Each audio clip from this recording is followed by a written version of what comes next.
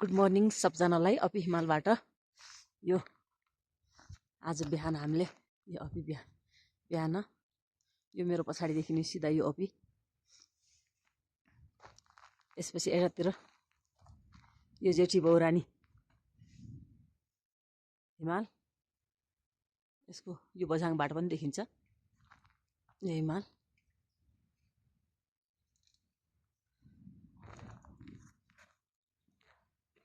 र यो सेताम्य भएको जो चाहिँ यो रिङदे हिमाल, यसको पारिपट्टि चाहिँ चाइना।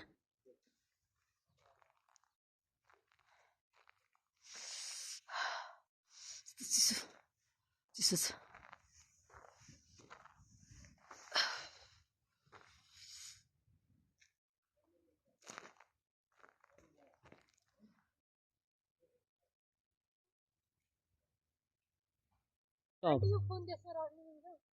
मिल्छ।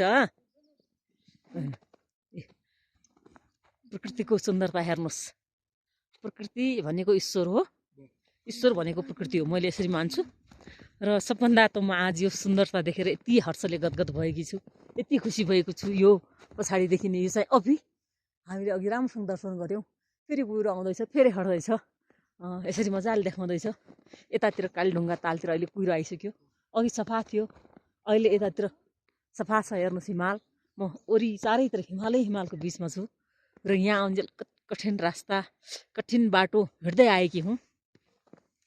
यो बाटो यहाँ अन्जेलसम्म बाटो कठिन थियो, अप्ठ्यारो थियो, तर पनि यहाँ पुगेपछि त्यो कठिनता सब, त्यो थकान सब मेटियो।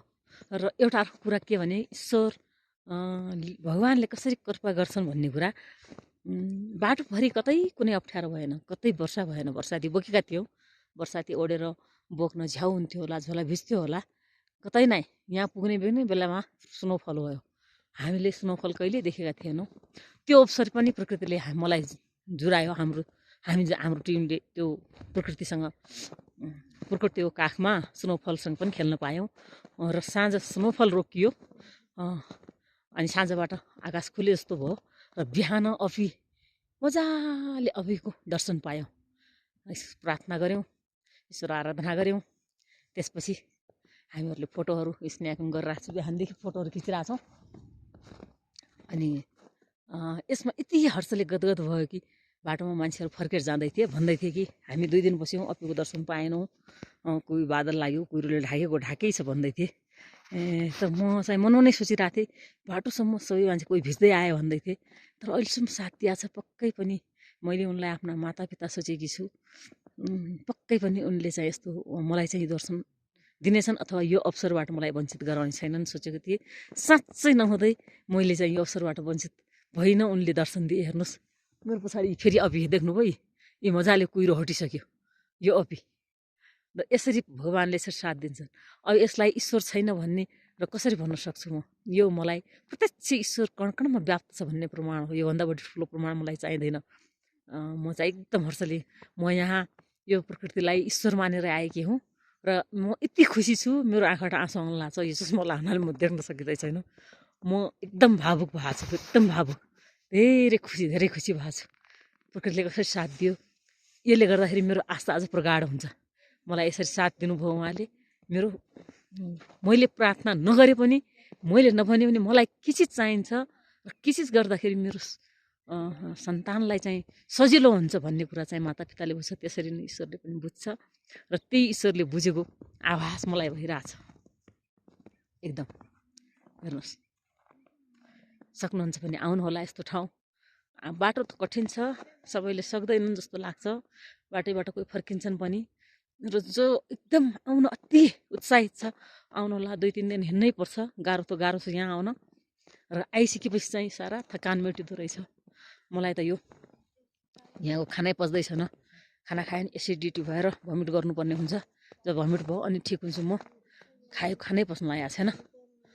अरू सब ठिक छ, अरू सबै ठिक छ। मलाई अहिलेसम्मको अवस्थासम्म ठिक छ। अब आज साँझसम्म हामी फर्किन्छौँ होला।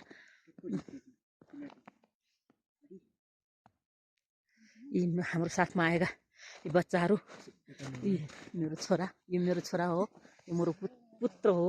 यी कमला म्याडमकी छोरी पुत्री कान्छी, अनि अर्कै कहाँ छन् उनी चाहिँ के बनाइराखेकी छिन्।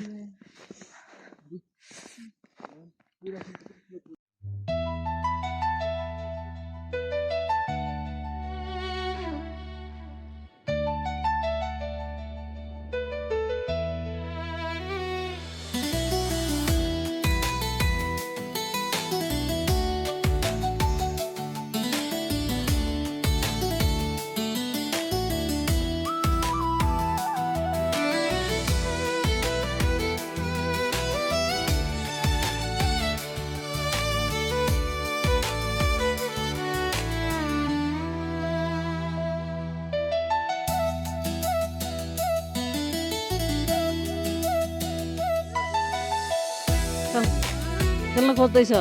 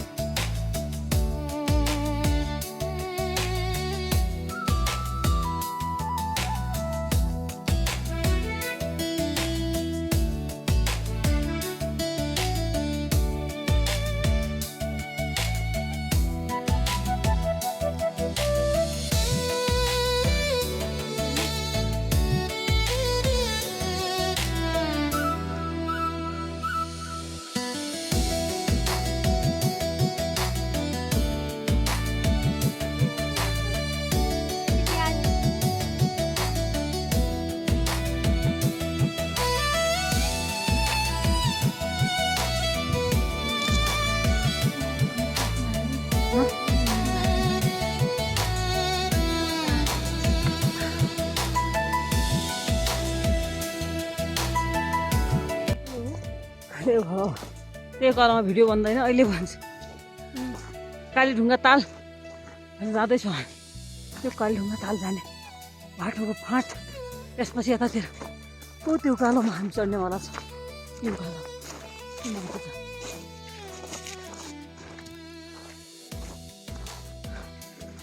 सुन्दर नजारा।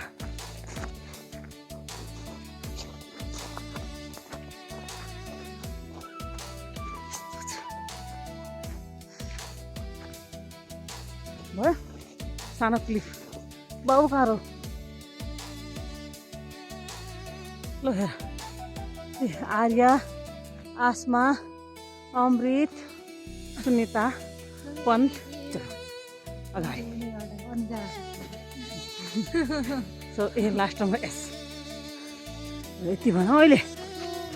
अब बन्द गरौँ भिडियो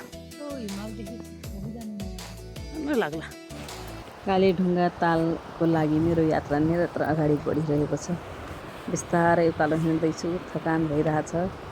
बिस्तारै बिस्तारै अगाडि बढिरहेको अवस्था छ मेरो। बाबुले पछाडिबाट भिडियो खिच्न लाग्छ, मलाई फर्केर हेऱ्यो भने रिसाउँछु। हिँड्नु हिँड्नु हजुर अगाडि हिँड्नु भन्छ, म हिँडिरहेको छु। यस्तै छ हाम्रो यात्रा, कालीढुङ्गा तालको यात्रा। परमा थकाइ लागेर बसेका हामीहरू ताल सामुन्ने पुग्यौँ अहिले। अब तालको फोटो खिच्छौँ। पार्वतीको स्वरूप कालीढुङ्गा ताल। यहाँ चाहिँ जे मन्नत गर्यो त्यो पुरा हुन्छ भन्ने मान्यता रहेको छ। हामीले चाहिँ मन्नत गरेनौँ किनभने दोस्रोटी आउन सक्ने हाम्रो सामर्थ्य नै, त्यसैले एक परिक्रमासम्म गऱ्यौँ हामीले जुत्ता मुजा खोलेर नङ्गे खुट्टाले। हामी कालीढुङ्गा ताल परिक्रमा गरिसकेपछि चारैजनाले फोटो सेसन गरिरहेका छौँ। अब धेरै हिउँ परिरहेको छ यसमै। अब हामी छिटै फर्किनेवाला छौँ।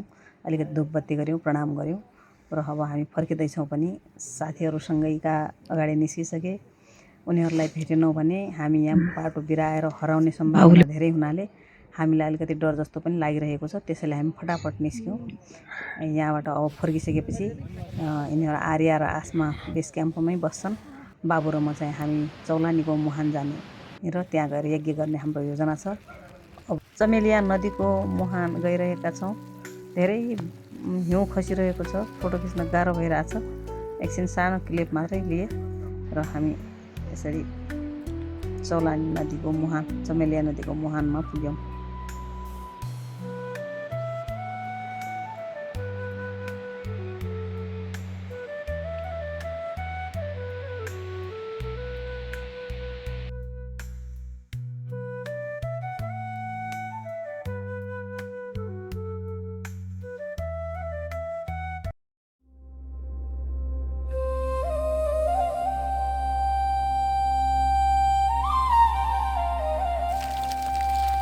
यो चौलानीको मुहान तातो छ बाउ यहाँ पानी छैन त्यसै छ चौलानीको मुहान हो यहाँबाट हुन्छ चौलानी निस्केको हामी चौलानीको मुहान खान्छौँ पर्दैछ अब हामी जान्छौँ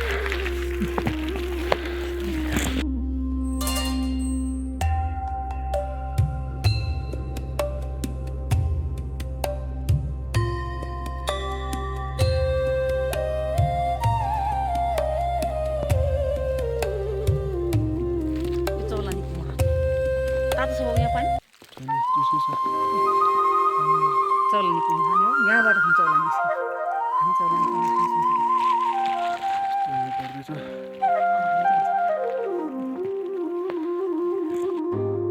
चमेलिया मुहानबाट फर्केर अब आजको हाम्रो यात्रा फिर्ती हुँदैछ अब हामी फिर्ता जाँदैछौँ बेस क्याम्प पुगे अब हामी फिर्ता जाँदैछौँ यो हाम्रो यात्राको अन्तिम दिन भयो यहाँको अब हामी 2 बजे करिबन यहाँबाट निस्कनेवाला छौँ